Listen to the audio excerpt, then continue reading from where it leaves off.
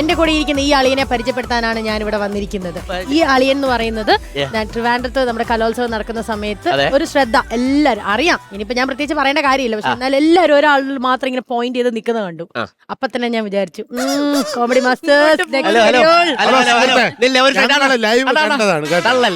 നീ അവിടെ കലോത്സവത്തിന് വന്നിട്ടില്ല. സെന്റ് ജോസഫ് സ്കൂളില്, അതായത് ജനറൽ ഹോസ്പിറ്റലിൽ അവിടെ സെന്റ് ജോസഫ് സ്കൂളിൽ ഞാനും നോബിയണ്ണും കൂടി കലോത്സവത്തില് മിമിക്രി മത്സരം കണ്ടുകൊണ്ടിരിക്കുമ്പോ ഭദ്ര അവിടെ ഏറ്റവും അടിപൊളിയായിട്ട് പെർഫോം ചെയ്ത ആളാണ്. ഞങ്ങൾ പൊക്കിക്കൊണ്ടു. നീ എന്തിനാ എല്ലാ ക്രെഡിറ്റും കൊണ്ടുപോണത്?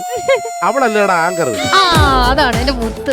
അല്ല സോറി, എന്റെ അപ്പൊ എന്തായാലും ഭദ്രനെ ഞാൻ ഇവിടെ കൊണ്ടുവന്നത് ഭദ്രയുടെ പെർഫോമൻസ് ലൈവായിട്ട് എനിക്ക് കേൾക്കണം. കാരണം വാട്സാപ്പിൽ കൂടെയും അല്ലാതെ സോഷ്യൽ മീഡിയ കൂടെ ഒക്കെ ഇഷ്ടം പോലെ വൈറലായിട്ട് ഭദ്രയുടെ വീഡിയോ ആ മിമിക്രി ചെയ്ത് വന്നെങ്കിലും ലൈവായിട്ട് കേൾക്കുമ്പോൾ അടിപൊളിയായിരിക്കും. അല്ല, അന്ന് ഭയങ്കര കൈയടിയും പരിപാടിയും ഒക്കെ കിട്ടിയതാണ്.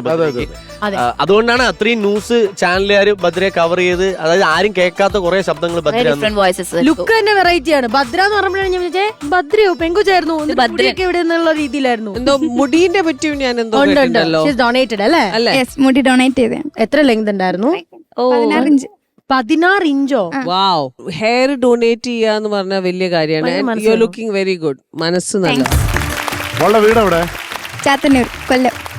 ഭദ്ര ഏത് ക്ലാസ്സിലാ? +2. ഏതാ സ്കൂൾ? ഏതാ? SN Trust. SN Trust. Okay. അപ്പൊ എന്തായാലും ഭദ്രയുടെ പെർഫോമൻസ് ഒക്കെ ലൈവായിട്ട് കേൾക്കാം. ആരും തുടങ്ങുന്നു? ചിന്താചരം. സെൽഫിക്ക് രാഷ്ട്രീയം സ്വാർത്ഥതയുടെ രാഷ്ട്രീയമാണ് സെൽഫി. ജിമിക്കയും കമ്മലും. കേരളത്തിലെ എല്ലാ അമ്മമാരും ജിമിക്കയും കമ്മലും ഇടുന്നവരല്ല. എല്ലാ അമ്മമാരുടെയും ജിമിക്കയും കമ്മലും മോഷ്ടിച്ചു കൊണ്ടുപോകുന്ന അച്ഛന്മാരും ഈ കേരളത്തിലില്ല. ജിമിക്കയും കമ്മലും മോഷ്ടിച്ചതിന്റെ പേരിൽ ബ്രാൻഡി കുപ്പിയെടുത്തടിക്കുന്ന അമ്മമാരും ഈ കേരളത്തിലില്ല. പിന്നെ എന്തുകൊണ്ട് ജിമിക്കയും കമ്മലും ഇത്രയധികം ഹിറ്റാകുന്നു? നമ്മൾ അറിയാത്ത ചില സംസ്കാരം, നമ്മൾ കേട്ടിട്ടില്ലാത്ത ചില സംസ്കാരം നമ്മളിലേക്ക് കടന്നു വരികയാണ്. ഇതൊക്കെ എങ്ങനെയാ ചെയ്യാൻ പഠിച്ചത്? അതായത് ഏത് ക്ലാസ് മുതൽ തുടങ്ങി? പണ്ട് 7ാം ക്ലാസ് മുതൽ തുടങ്ങിയതാണ്. അനിയത്തിയാണ് പഠിപ്പിച്ചിരുന്നത്. അനിയത്തിയപ്പോ അടുത്ത സ്റ്റേറ്റ് കലോത്സവത്തിന് പോകും. പറഞ്ഞോ, ഏത് അടുത്ത വോയിസ് ആരുടെയാ? ഷാനി പ്രഭാകർ. നമസ്കാരം, പ്രധാന വാർത്തകളിലേക്ക് സ്വാഗതം. ഞാൻ ഷാനി പ്രഭാകർ. നേരിട്ടൊരൊറ്റ ചോദ്യം. ശോഭാ സുരേന്ദ്രൻ. നേരിട്ടൊരൊറ്റ ചോദ്യം. അതേ കൃഷ്ണപ്രിയ, നിങ്ങളുടെ അവകാശമാണ്, നിങ്ങൾ നേടിയെടുക്കുക തന്നെ വേണം. നമുക്ക് മറ്റ് പ്രധാന വാർത്തകളിലേക്ക് കിടക്കാം. ഒരു കാര്യം ശ്രദ്ധിച്ചായിരുന്നു, അത് ഈ കലോത്സവത്തിൽ പെർഫോം ചെയ്യുന്നതിന്റെ എക്സ്പീരിയൻസ്. അതായത് ഇത്ര സമയമേ ഉള്ളൂ, നമുക്ക് കളയാൻ ടൈം ഇല്ല. അപ്പൊ ആ ഇത്ര ടൈം കൊണ്ട് ലിമിറ്റഡ് സമയത്ത് നമുക്ക് ഇത്ര ഏറ്റവും നമ്മുടെ പെർഫെക്റ്റ് പരിപാടിയിലാണ്. അതുകൊണ്ടാണ് ഇപ്പം അടുത്ത ഷാനി പ്രഭാകർ എന്ന് പറഞ്ഞ് within fraction of second star തുടങ്ങും. അടുത്ത വോയിസ് കേൾക്കാൻ പറ്റാം. നമിത പ്രമോദ്. ഓക്കെ. ഇന്ന് എനിക്ക് 200 രൂപ കൂടി വേണം. തലയിൽ വെക്കുന്ന വടയുടെ കാര്യം പറഞ്ഞത്. ഞാനിത് വീട്ടിൽ വെച്ച് നടക്കാറില്ല. പ്രോഗ്രാമിന് വേണ്ടി വാങ്ങിയതാ. തിരിച്ചുമ്പോ തന്നേക്കാം. അസൂയാർഹമായ നേട്ടങ്ങൾ നേടുന്നൊരു ഫ്രണ്ടിനെ ഞാൻ ചിലപ്പോ കെട്ടിപ്പിടിച്ചു. ഇനി അടുത്ത ആരുടെ വോയിസാ കേൾക്കുന്നത്? സോന നായർ. സോന ചേച്ചിയുടെ വോയിസ് കേൾക്കാം.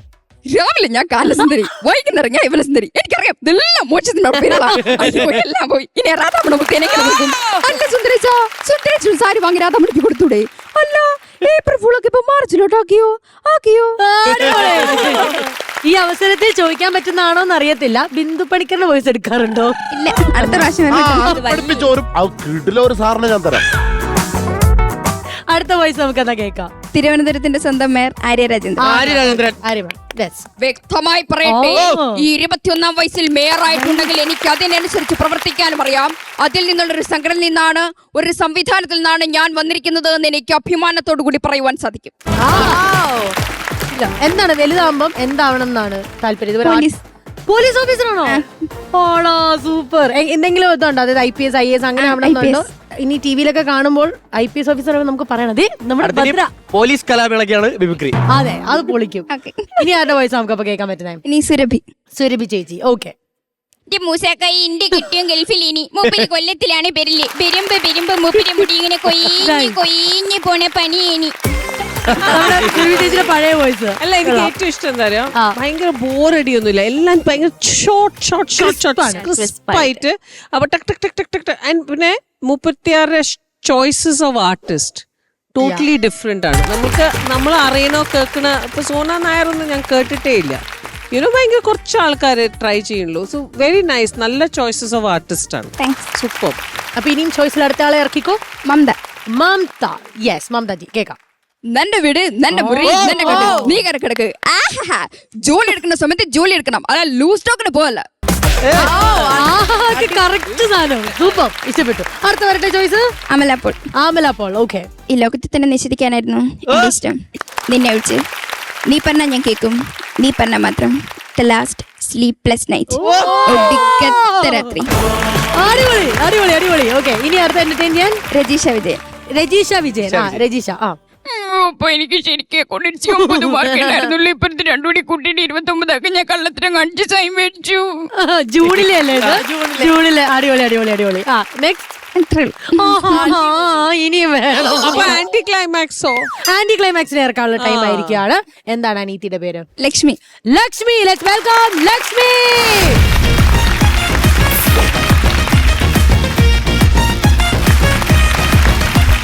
ലക്ഷ്മിക്കുട്ടി, എപ്പോഴാണ് ചേച്ചിക്ക് ഭദ്രയ്ക്ക് ഞാൻ ഇങ്ങനെ മിമിക്രി പഠിപ്പിക്കും എന്ന് ഒരു ഞാൻ 5ാം ക്ലാസ്സിൽ പഠിക്കുമ്പോൾ അല്ല 5ാം ക്ലാസ്സിൽ എന്ത് പറഞ്ഞു?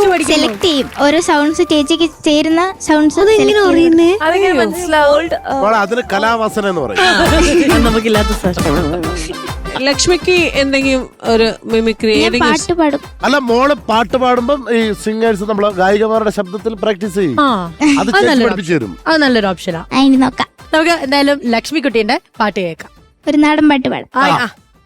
അരളിയിലൊരു കിളി കൊഞ്ചിപ്പാടി, അന്നേരം ഒരു സുന്ദരിയാടി, അരവാരം തകതാളം തല്ലി, അരമണിക്കിങ്ങിനി കിളി പാകി, ഇമകളെന്തു ഭംഗി, ഇവളുടെ കവിളിനെന്തു കാന്തി, അധരമാതൃ മധുരം നുകരാൻ ഭാഗ്യമേകുഭവതി, ചെണ്ടുമല്ലികപ്പൂ കണ്ടാൽ ചന്തമില്ല കരളേ, ഉമ്മ വെച്ചുണർത്താൻ വെറുതെ മോഹമില്ല കരളേ, ചെണ്ടുമല്ലികപ്പൂ കണ്ടാൽ ചന്തമില്ല കരളേ, ഉമ്മ വെച്ചുണർത്താൻ വെറുതെ മോഹമില്ല കരളേ, അനവധി വെൺകൊച്ചക്കുട ചൂടി, ആകാശം പൂപ്പന്തൽ ചാർത്തി, നീഹാരം മുത്തനിമണിയേകി, സ്വർണ്ണ കൊലുസിൻ സരിഗമ പാടി, ചുവടുവച്ചിടുന്നു മെല്ലെ